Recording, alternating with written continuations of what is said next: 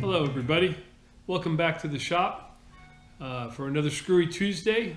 I know haven't been at the weekly pace that I once was.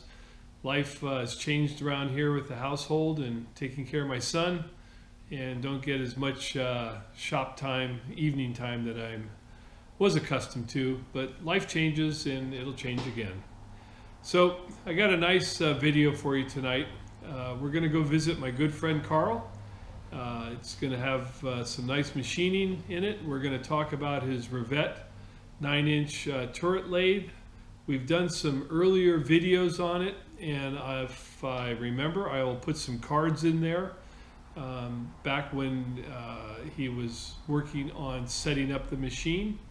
I forget the age of the machine, but the other subject that'll be broached in this video is his build of Stuart steam engines and the need for some domed head screws to meet his specifications. And the video is going to show fabricating those screws.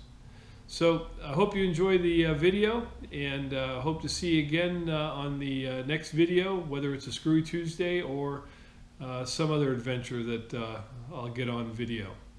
Thanks again, and enjoy.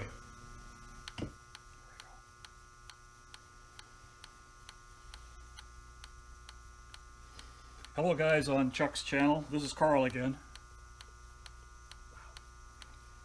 We're back in my shop. I want to show you the work on my turret lathe. It is almost complete. It's operative. The story starts many years ago when I was building the Stuart steam engines. I built 4 of them, and I wanted to have nice looking fasteners on them. But in the process of building them, I just went out to the store and bought these standard socket head cap screws, put it all together. The engines ran, I was happy. Well, not quite fully happy. I wanted some nice dome head screws. So we're going to pause right here for a second, and we're going to focus in on what does a high crown dome head screw look like. Looking at the cylinder head of the vertical engine, there are 5 of the socket head cap screws, and right here is one high crown dome head cap screw. High crown means that the depth or the height of the head is greater than a standard hex head cap screw, and rather than being flat on the top, it has a radius. And I think they look a lot better. So eventually all of the screws in this will be changed to this style. The rest of the story is that when I was building the engines and had decided to make these, during that period, a friend brought me this Rivett turret lathe. It was a rusty wreck, completely worn out, and said, "Would you like to have it?" Well, for $200, I now had a project.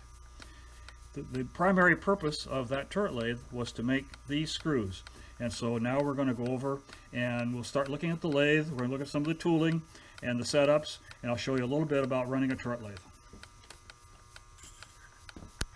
Yeah, then Chuck and I decided before we went to the turret lathe, I wanted to tell you a little bit more about operating these little engines. They are just barely turning over. The pressure gauge on my regulator shows 2 psi, and I have these valves turned down almost all the way. I'm going to increase the pressure. Whoops, going the wrong way.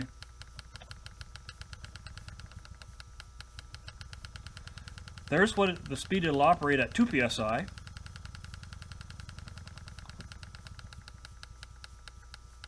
And I have no way of measuring that particular pressure. It's very small. I can tell you this, that if I can take the hose, put it in my mouth and blow. Now Wikipedia tells me that the average person can generate 1.5 psi lung pressure. So we know that these will run on roughly 1.5, probably run pretty fast. I suspect this may be no more than a half psi or something like that, but they are running very nicely. They're very smooth. There's no binding. They're just delightful engines to sit and watch. Believe me, you can't go much above 5 psi and run these engines. They'll just simply tear themselves apart. Okay, here is the Rivett 9-inch turret lathe, built in 1947. Came out of Southern California. My guess is that it worked its heart out building parts for aircraft for the Korean War and the Cold War. Starting at the left, this is the lever for the collet closer. Rivett has one of the nicest lever-operated collet closers I've ever seen. Far better than the typical ones that you find on most engine lathes. One of the problems is that the Rivett uses 6R collets, which are not very common, fairly expensive even on eBay. At some point, someone converted this lathe, the spindle nose, to 5C collets and did a very, very poor job of it. And that was one of the reasons that I could not get any kind of consistent work out of this. It turned out that he had failed to support, excuse me, just thought of this. Whoever converted it failed to support this end of the collet. Ordinarily, this bears on very closely on the inside of the spindle nose, and the drawbar fits up this part. What he had done was no support.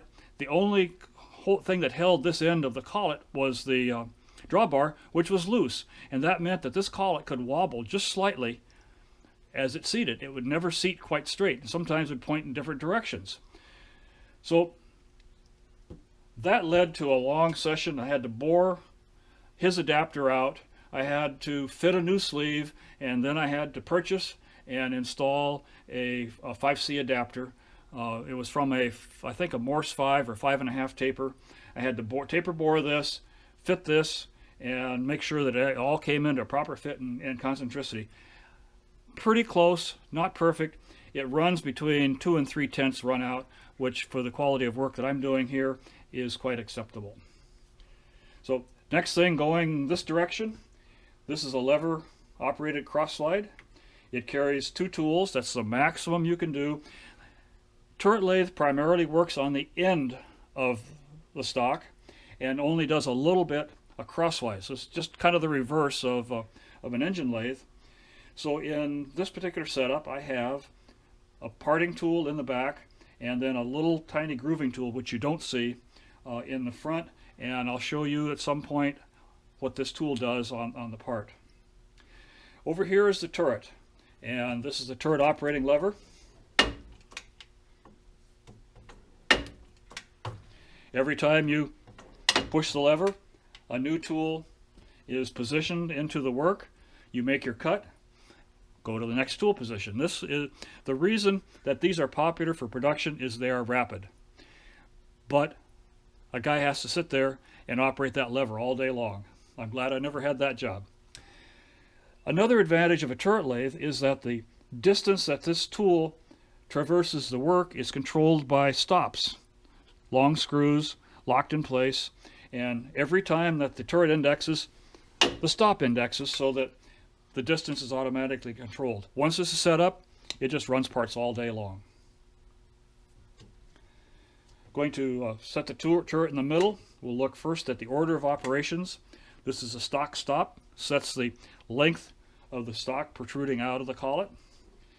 This tool is a hollow mill. It has 4 cutting blades. It attacks the end of the work, and the cut, we'll use this. The cut part of the work just disappears inside like that. It just goes right down the center of that work. Chips are taken off by all 4 cutters. Cuts very quickly, cuts very accurately, and it's a nice tool. It's also adjustable so that you can get any size that you want within the range of the cutter. The next is, once you have turned the diameter of the screw, I needed to tell you, remember I am making the little tiny dome head cap screws. Once you have turned the diameter, then you thread it using, this is a geometric type EJ, I think it's an EJ3 threading tool. I'm cutting 440 threads. Once the stock has been threaded, then there's a little washer head underneath the head of the screw that's cut, and then it's cut off. So we're going to position the stock stop, and we are ready to run it. But before we do that, I want to go back to tooling for the turret lathe. I'll show you a few things. A little more detail. This is a larger hollow mill, and you can see the individual cutters. Here is the adjustment, and you unlock these and you turn this, and this adjusts the position of the cutters. They're on a taper, and that's what allows them to be adjusted to different sizes.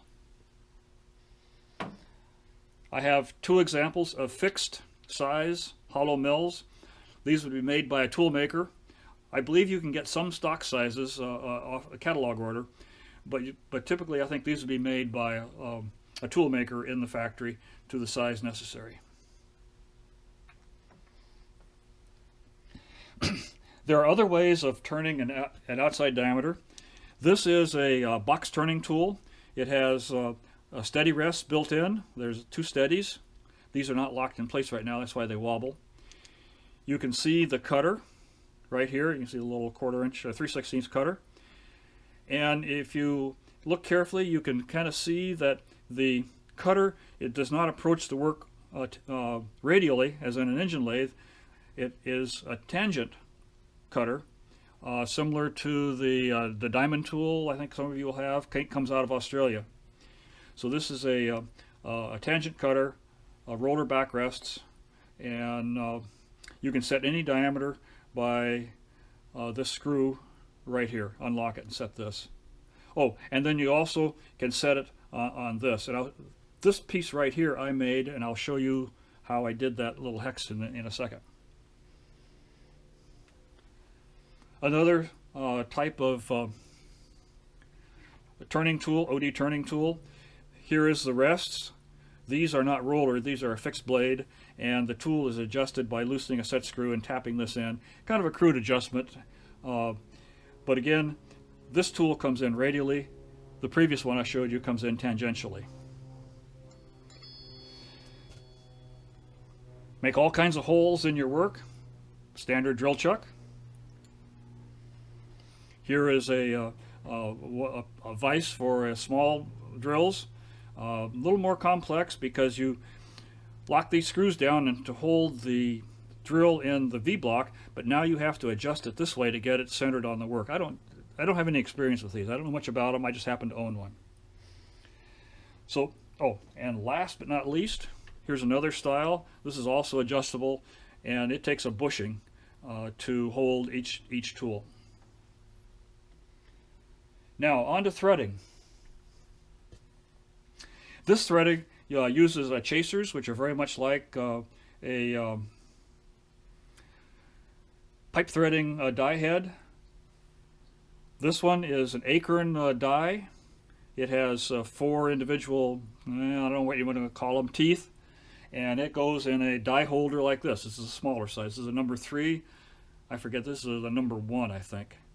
And you can see, whoop, that's good for them.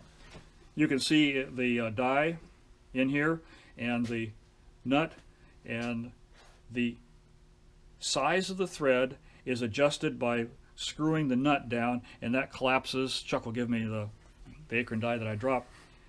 The nut would collapse these in toward each other, and that's what provides the adjustment for the actual size of the thread. This is a geometric, a DS type threader. Minus, this one does not have the chasers in it. One of the advantages of this particular die head is that when it reaches the end of the thread, it has a release mechanism. It goes pop, and that opens the dies, and you retract the turret and carrying the tooling with it, and so you don't have to reverse the spindle in order to retract the dies. These will release, it'll pull out and release, but you have to reverse the spindle and unscrew the die from the thread.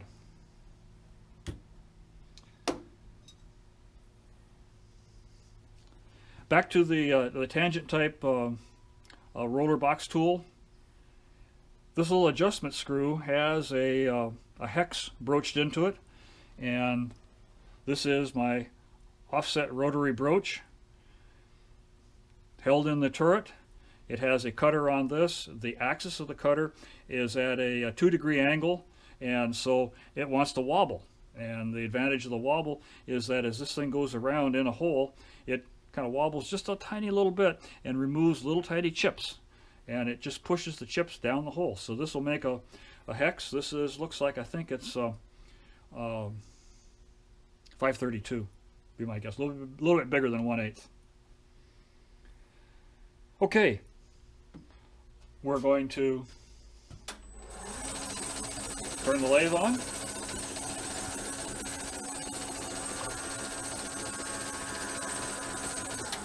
Okay, we're ready to go. It'll be the bloopers in the end, maybe. Yeah, okay. Yeah, Chuck and I are having a little bit of fun setting this up and getting a good camera view of this. It is currently sitting just as if we had finished cutting off the previous part. So the first thing we do is we open the collet, we advance the stock to the stop, and I have discovered that, of course, 5C collets are not dead length. As they close, they tend to change the longitudinal position of the work. So I just push that a little bit, close the collet, and now the stock is in its working position. The next thing, oh, we got to be careful. We might hit that. We're going to watch this and see what happens. Okay, we are ready to roll.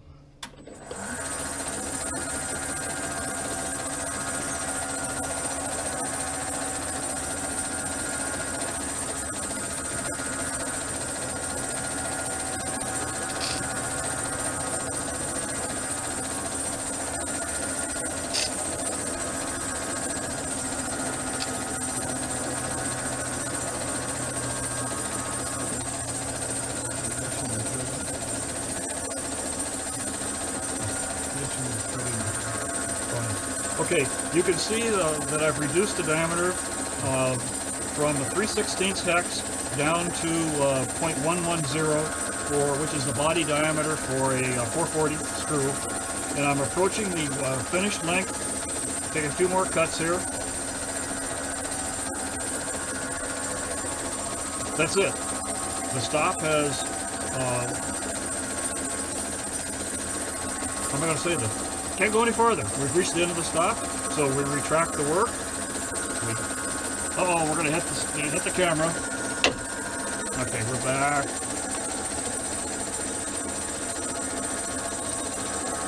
Now, I could have set up in the turret a beveling operation for this, but I decided for the number of screws that I have, I'm just going to simply use a file. We're ready to thread. Now the threading I just do by eye because this does not have an automatic release. I simply reverse the spindle. So there is the thread. The next operation, while the lathe is still in reverse, I stopped it so I could talk to you, but ordinarily you would just do this in one operation. The next is move that out of the way a little bit. Advance.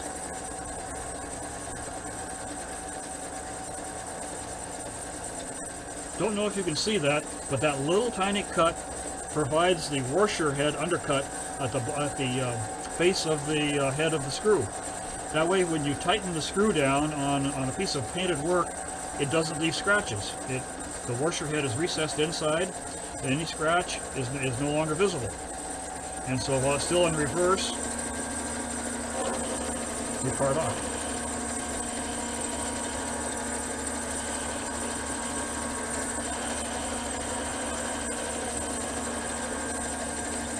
And there you have it.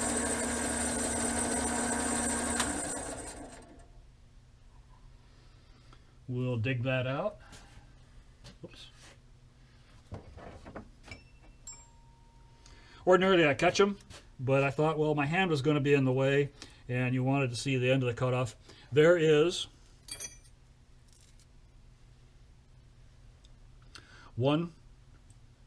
first set of operations on a 440 screw, hex head screw that is approximately 5/8 of an inch in length.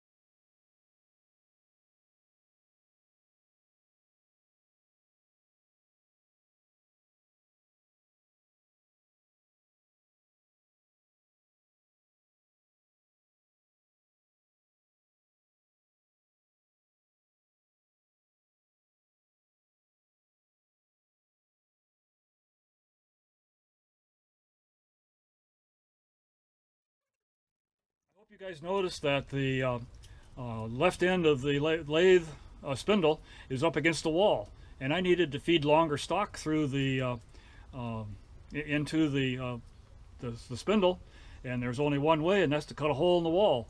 Unfortunately, I had to take out a stud in doing so, and but I didn't bother telling the building inspector. I figured, well, okay. So this is a stock tube. It is not a bar feed. It does not feed the stock automatically. I do the feeding manually with my left hand. All this does is prevent the stock from whipping around and folding and bashing everything to pieces.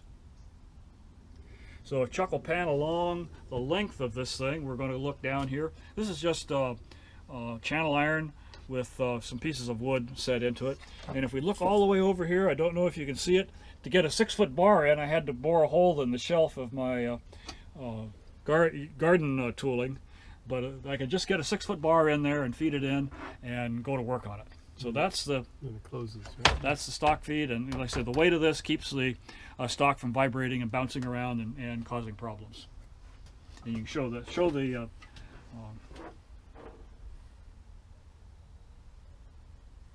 lathe to put the dome on the head of the screw to provide clearance for the Holdridge style ball turning attachment. I put the screw into a little piece of 1/4-inch stock. That's just to hold it away from the collet to provide room for the yoke on the ball turning. So we're going to advance the tool, start the spindle, make the cut,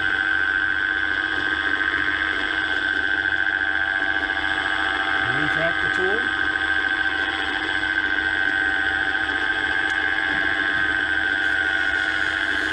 give it a little wipe of 320. Stop the spindle. Loosen the screw.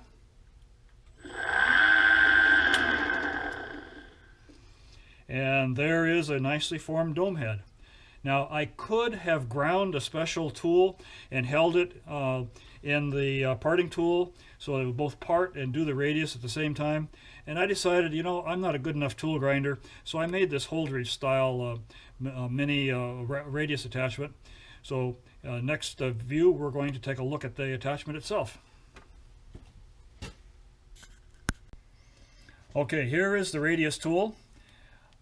Right in there is the cutting tool itself, held in the body, which is able to rotate like this. The body is in a yoke that is made out of 3/8-inch square steel, bent on a Hausfeld bender. Here is the arbor for it. The 2-ball handle was made on my little 6-inch Atlas lathe many years ago. Nice, interesting project, making balls and doing the taper between them. Couple of features on this. The height of the cutting tool is controlled by this spacer here and the setting of the set screw on the bottom here, so I can make very fine adjustments so that I cut to the center of the workpiece. So there is a nice, neat little radius tool. This will make cap head screws from about number 2 to number 8. Number 8 is the biggest that it's going to be able to do. The major purpose of the Rivett turret lathe was to make those special cap screws. And just to close things up, I wanted to show you the current project, and you can very clearly see nice dome head cap screws right there. There are 12 440s here. There are 4 832s there. There is 4 440s here and 4 440s are going there. Those haven't been completed yet. I'm waiting to put the dome head on them. This particular engine is a commemorative engine from the Oregon Gears Show up in Portland, Oregon, dated 2008, and I'm just now getting around to putting it together.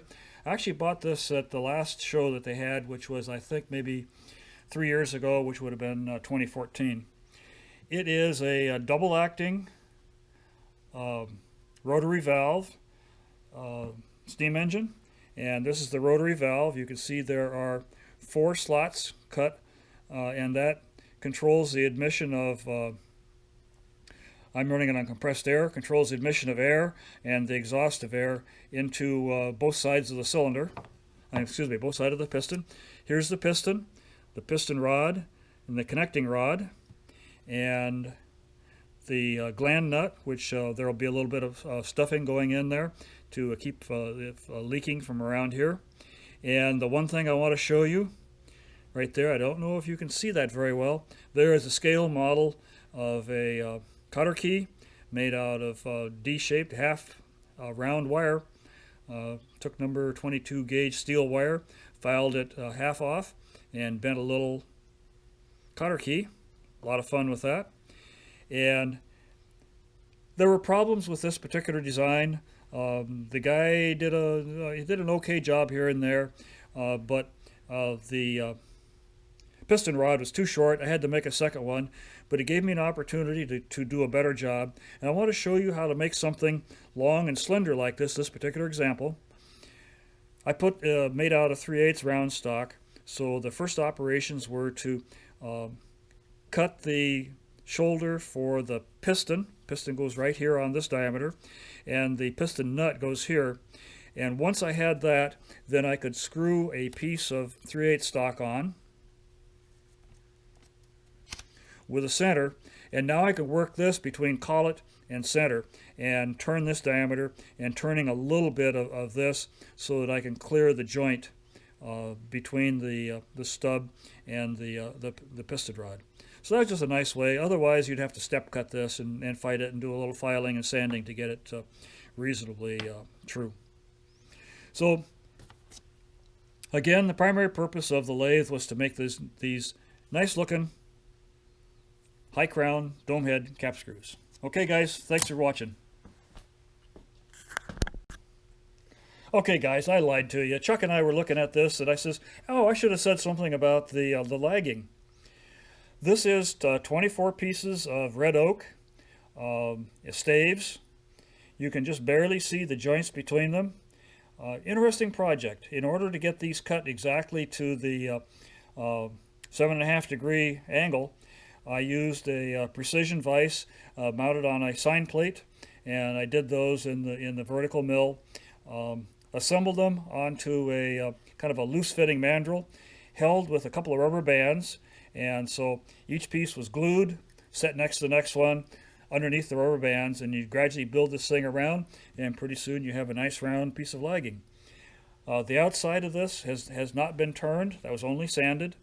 The ID was turned in order to fit reasonably well on the cylinder. So for you termites out there, there's a nice piece of woodworking.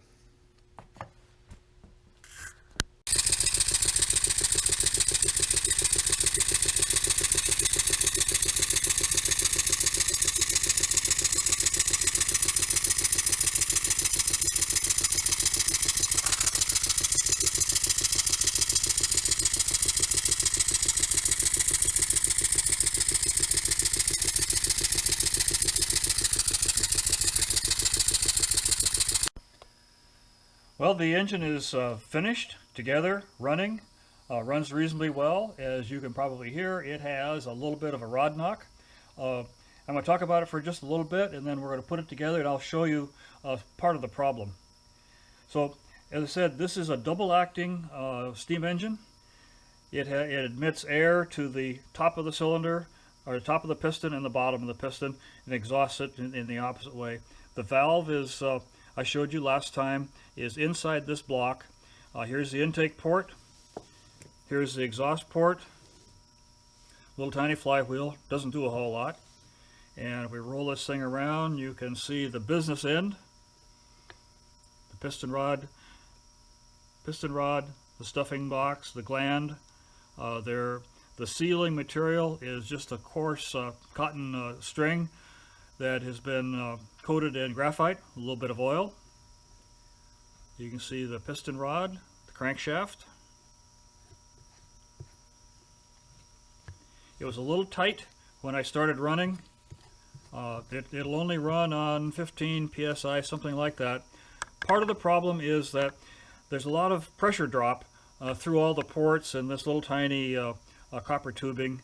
The other part of the problem is it's still a little bit stiff.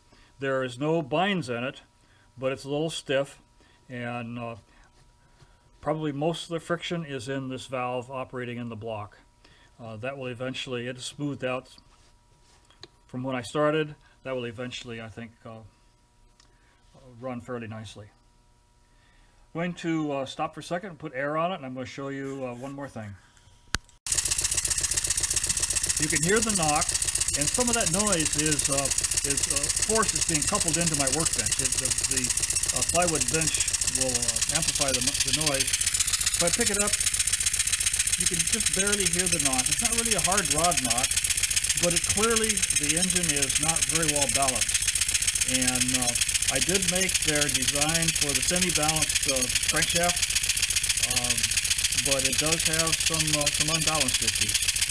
And Chuck said we'll be sure to show you pretty clearly. There's the special cap screws, and looked at this way, you can see the ones for the, well, it's kind of vibrating a little bit. Let's hold it here. You can see the smaller ones, the 440s, for the cylinder covers. Okay guys, that's it for today. Thank you much.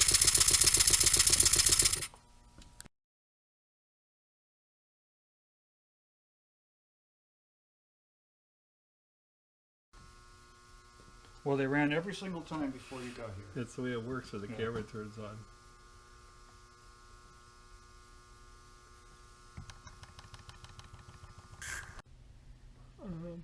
I can't go any lower. Take a peek, see what you think.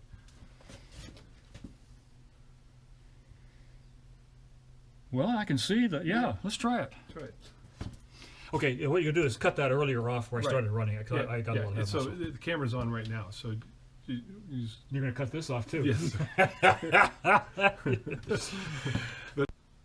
Well, for all you Howie lovers, as you notice, he's not in a chair. He's on his rug. He didn't like his chair, and so that went away.